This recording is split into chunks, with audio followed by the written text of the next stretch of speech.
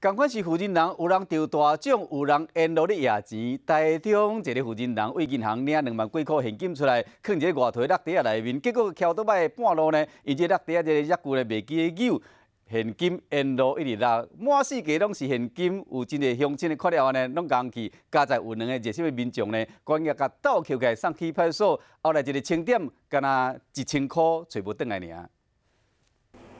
有哩人骑机车经过台中福源区三民路，结果一张1000块的纸票，竟然对伊外头落地啊飞出来，规大路拢全纸票，路边的民众拢硬去。今日看到伊讲，钱咧飞，爱2个天咧捡钱啦。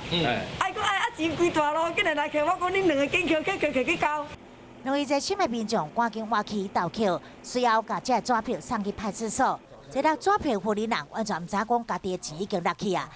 一直到家接到警方通知，伊嘛惊一跳。谢谢你手机捡到我今天你再给我提钱来拿，我那钱啊无去。调阅监视器画面寻得该妇人资本所领取。